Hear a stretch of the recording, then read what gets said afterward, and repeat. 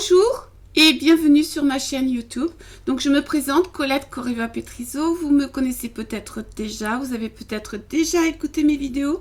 Donc j'ai préparé un petit texte de ma composition par rapport à l'année 2020 qui bientôt arrive avec Jupiter en Capricorne. Et aujourd'hui de 2020 parce que bien sûr on est en train d'approcher à petits pas avec l'entrée de Jupiter en Capricorne qui va quitter son séjour en Sagittaire le 1er décembre 2019 pour entrer dans le signe du Capricorne. Alors c'est un grand changement, hein, donc Jupiter a séjourné dans le signe du Sagittaire pendant un an, on nous a apporté beaucoup de bienfaits, beaucoup d'enthousiasme, là où il a séjourné dans votre thème, hein, donc ce fameux Jupiter Sagittaire. Et donc maintenant, le 2, il rentre dans le signe un petit peu plus sérieux, un petit peu plus concret du Capricorne. On va en parler tout doucement. Séjourné dans le signe du Sagittaire du 9 novembre 2018 jusqu'au 1er décembre 2019, donc pendant un an. Il a fait un carré à Neptune en Poisson, donc ça a pu donner que il y avait des projets, hein, donc très, très enthousiasmants, qui partaient bien. Et puis avec le carré en Poisson, en carré avec Neptune, ça se terminait en queue de Poisson. Les promesses étaient grandes, mais bon, le résultat était assez médiocre. Ça partait vraiment très bien, on était très positifs. C'est pour ça que je n'ai pas fait de vidéo l'année dernière sur Jupiter en Sagittaire, parce que quand j'ai vu le carré à Neptune au Poisson, je me suis dit que le mieux c'était de ne pas être trop enthousiaste par rapport à cet aspect, et ne pas induire les personnes dans une trop grande croyance que tout irait bien. C'est ma nature de ne pas être trop enthousiaste, je suis un peu réaliste ou je sais pas, enfin bref, je suis moins... bref, sans commentaire. Donc il a fait un carré à Neptune, le carré s'est fait 3 fois, hein, comme d'habitude. Et maintenant, il va séjourner dans le signe des Capricornes, où se trouve déjà Saturne en Capricorne depuis le 21 décembre 2017. Il y sera jusqu'au 1er décembre 2020. Ah oui. Ensuite, il passera dans le signe du Verseau, le 23 mars en Verseau, permettant d'innover socialement, de nouveaux principes, espérons, plus égalitaires et plus humanistes.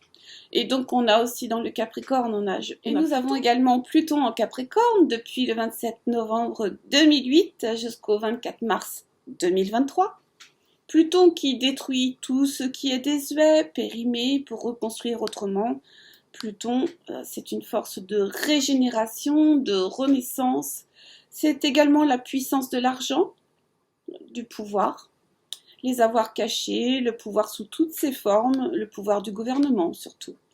Il y a une forte tendance, bien sûr, à revenir à des dictatures qui osent dire leur nom ou pas, à des lois répressives qui sont prévisibles. Et donc, attendez-vous en 2020 quand même à certains abus de pouvoir, à des tensions économiques. Pluton, c'est la planète qui est associée aux extrêmes, hein, donc en bien et en mal, au pouvoir, à la pression que l'on exerce sur les autres et qui est exercée également sur nous-mêmes. Si ça tombe dans votre travail, c'est sûr que vous sentez bien la pression de vos dirigeants sur vous-même, à travailler plus vite, plus fort, voilà. Pluton, c'est la planète des guérisseurs, de ce qui est caché, de ce qui est occulte, de ce qui se fait par en dessous, par derrière, non ouvertement. C'est la planète du Scorpion, donc qui fait penser à l'énergie atomique, à la psychologie, à la psychanalyse. Donc les choses qui sont cachées, ce qui est enfoui, ce qui est profond. Maintenant, on va parler, avant de parler principalement du futur de 2020, on va parler d'une manière générale, si vous voulez bien, des mythes. Pas les mythes qui mangent les poules, là. Pas ceux-là. Les mythes sont vrais dans la mesure où ils mettent en scène des situations archétypales humaines. Pensez, si vous n'êtes pas familier donc avec cette idée de mythe, au complexe d'Oedipe, au complexe de Jocaste. Ils agissent comme les contes sur notre sens de la perspective, sur l'imaginaire, sur le merveilleux, sur la magie de la vie. Ils libèrent de l'énergie car les symboles ont le pouvoir magique de contenir et de débloquer l'énergie. Le conte, de même que la mythologie et par là même l'astrologie, puisqu'elle parle de symboles, nous parle de la Rome antique, de la Grèce antique. C'est mettre des mots sur la force des rêves, la force de surmonter les obstacles, la confiance en l'avenir, sur une perspective nouvelle, sur nos complexes enfouis également. Le maître du monde, c'est l'imprévu. L'imprévu qui se déguise parfois sous les traits d'une planète, dont j'ai souvent parlé sur cette chaîne, et qui bouleverse tout sur son passage, Uranus. Les certitudes, elles sont des portes tout à fait sécurisantes, qui s'opposent justement à Uranus, l'imprévu. Elles enferment des contenus, elles peuvent dans certains thèmes représenter une forme d'enlisement dans les traditions, dans les habitudes, comme le fait la planète Saturne dans un thème. On se laisse enfermer dans ses convictions, dans les opinions des autres, ou dans la peur de ce que l'on connaît déjà, ou dans le poids de blocages importants. La planète Saturne a beaucoup à voir avec l'ombre, le côté sombre de la personnalité. Je ne vous perds pas, j'avance tout doucement pour aller vers 2020. Donc la sorcière, donc le mythe de la sorcière nous dit que l'ombre se rapporte à une forme particulière de pouvoir, à un grand géant par exemple, une sorte de grosse brute qui représente une colère non maîtrisée. Là où il y a un complexe d'infériorité, la volonté de pouvoir est sa compensation. Le problème avec l'ombre, la peur, c'est qu'elle appelle un rédempteur, un sauveur. Le problème avec l'ombre, c'est justement qu'elle appelle à ce qu'on soit sauvé. Quand l'enfant en nous se sent vexé, blessé, rejeté, malheureux, impuissant, bon à rien, déconsidéré, faible, il s'éloigne tranquillement et il revient avec un ami dangereux ou avec une amie dangereuse. Donc le grand géant méchant et la sorcière maléfique. C'est une ombre grossière, brute, frustre, qui ne fait pas de cadeaux et qui casse tout sur son passage. Revenons à l'astrologie. Jupiter, Zeus, donc l'enfant éternel, l'éternel adolescent, c'est une figure de potentialité, d'aspiration. C'est dans la mythologie un beau jeune homme plein de fougue, d'envie, qui avait beaucoup d'appétit. Mythologie maintenant. Dans l'astrologie du Moyen-Âge et de la Renaissance, la conjonction Jupiter-Saturne était considérée comme l'annonce d'un changement dans le pouvoir. La mort du vieux roi pour un nouveau roi. Et entre les deux, une espèce d'interrègne où il règne une forme de chaos, de désorientation, en attendant l'avènement d'un nouveau roi. Historique. Chronos est le vieux roi, le titan de la terre, maître des dieux. Il est très vieux, il est jaloux de son trône, de son pouvoir, il est dans ses habitudes, dans ses certitudes dont je parlais tout à l'heure. Il est effrayé à l'idée qu'on lui vole son pouvoir. Il représente une structure qui existe depuis des temps immémoriaux, qui a été édifiée sur la puissance, sur l'agression, sur le déni, sur le mépris, sur la peur, l'obéissance et l'asservissement également. Il est après tout devenu roi des dieux en renversant son propre père, Ouranos, en le castrant. Mais une prophétie, un oracle, lui a prédit qu'un jour, un de ses fils le renverserait à son tour. Et pour éviter que la chose n'arrive et ne lui enlève son pouvoir, et sa suprématie, il mange ses propres enfants, comme Saturne dans le thème astral. Il mange les nouvelles possibilités. Il mange ce qui est jeune, ce qui est beau, ce qui pourrait offrir de la joie. Le seul problème, c'est que l'un d'eux en réchappe, et c'est Zeus, Jupiter.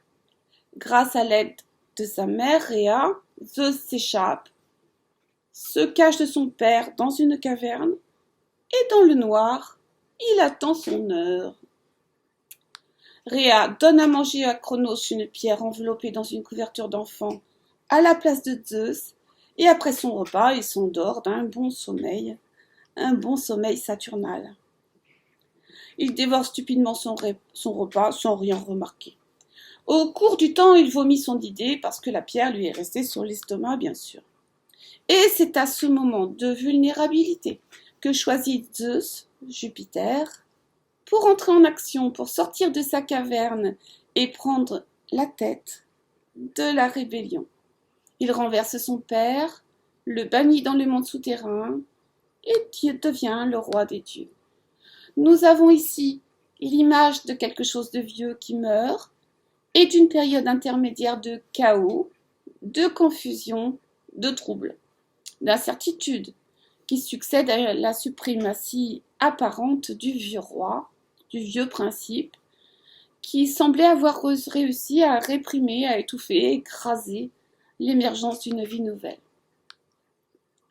Revenons à l'astrologie. Le 12 janvier 2020, Saturne est à 21 degrés du Capricorne, il sera conjoint à Pluton qui sera à 22 degrés Capricorne.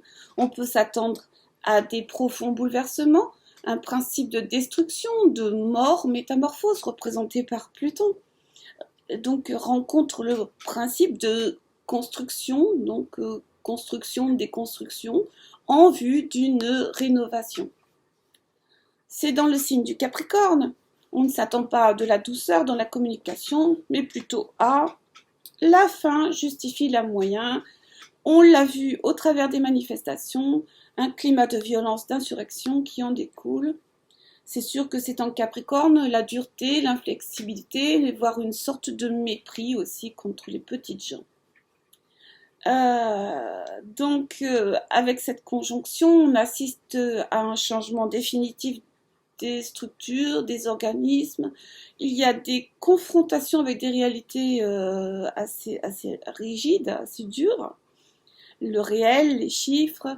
On peut s'attendre bien sûr dans cette année 2020 à un climat d'austérité. Pluton, c'est le pouvoir financier. Jupiter, ce sont les lois. En Capricorne, les lois, les administrations, l'État, les structures officielles. On peut s'attendre bien sûr à un climat de paupérisation. On est submergé par les urgences économiques, sociales, et il y a besoin de grandes remises en ordre, de recadrage. Le vieux roi Saturne, sur lequel s'est bâtie nos structures, nos lois, notre vie politique, c'est le vieil homme, c'est la force de la loi du père, c'est le principe négatif qui domine en rabaissant, c'est l'intégrité sociale. Ce sont aussi les frontières de l'ego, c'est l'endroit où je finis et où vous commencez. C'est mon cercle de défense. Saturne, c'est le constructeur de formes, le côté traditionnel, les murs, les barrières, les frontières, les retraites, la sécurité sociale. On a assisté ces dernières années avec Pluton en Capricorne à la loi qui régissait la loi du travail. Et maintenant, on assiste à un début de loi sur la réforme des retraites. Pour exemple, l'aspect entre Saturne et Pluton, on le retrouve en 1930 en opposition. En 1931, c'est la montée du fascisme. Et donc,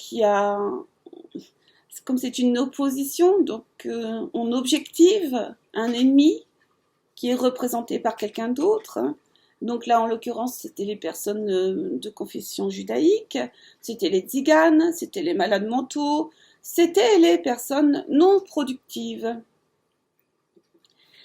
En 1939, Saturne carré Pluton, c'était les forces atomiques de destruction.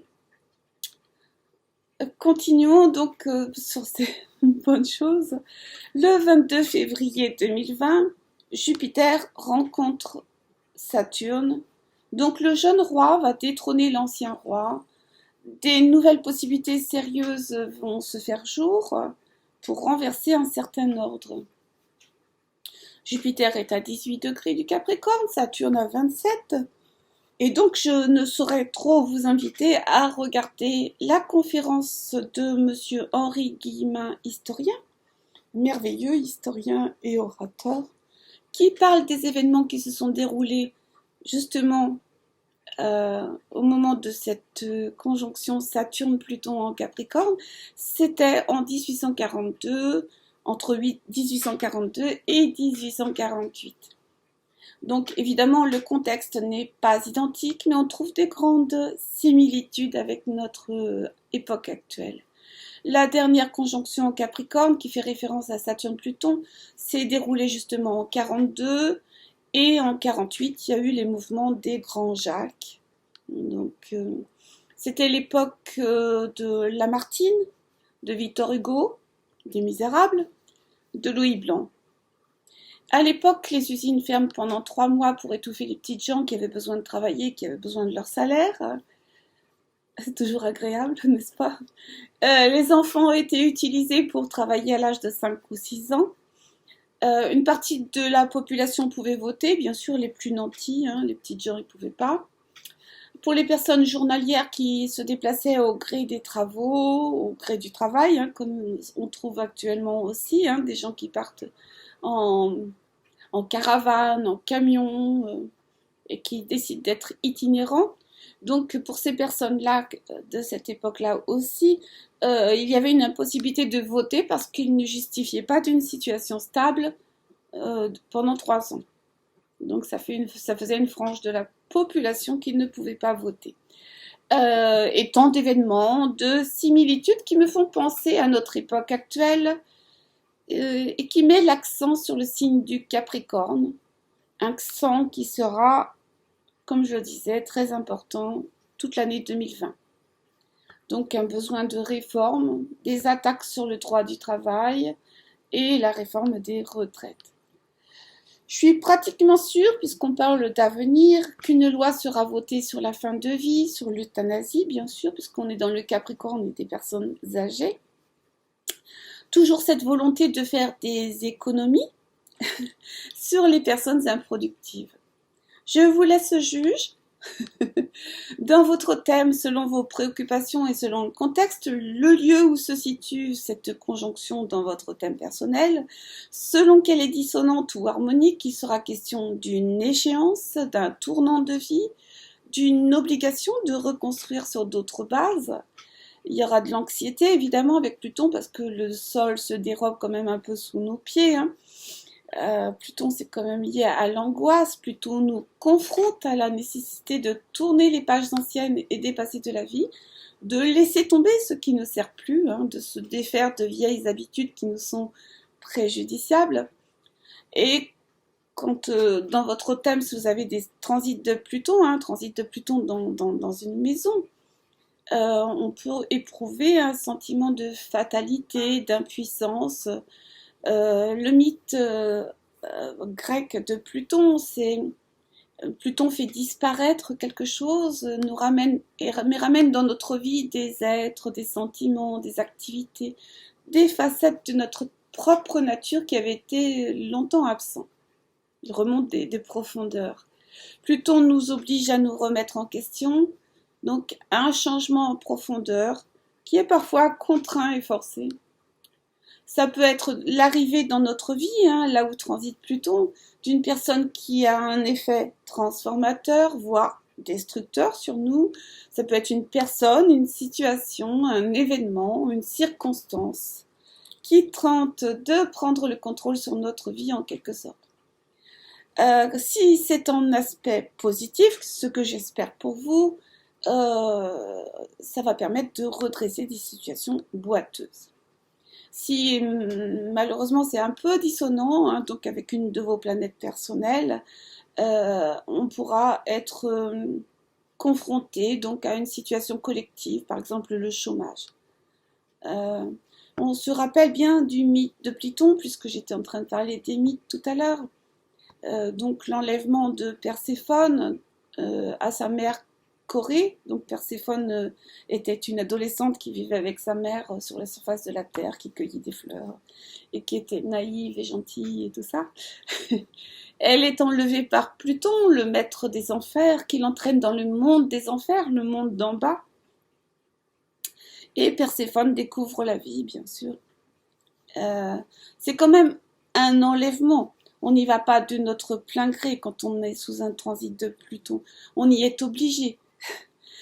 Pluton en Capricorne, c'est quand même la fin de quelque chose. Et peut-être en Capricorne, il ramène au jour des intrigues, des malversations, les fraudes, les injustices, les arnaques. Donc peut-être il y aura une volonté de réformer l'école publique, de réformer les impôts. Si vous avez écouté ou si vous écoutez la vidéo de 1846, disons 1848, justement il parle de la réforme des impôts. Donc avec Saturne, on a la lucidité, les institutions, les administrations, la sphère administrative, et donc là où il y a des choses bloquées.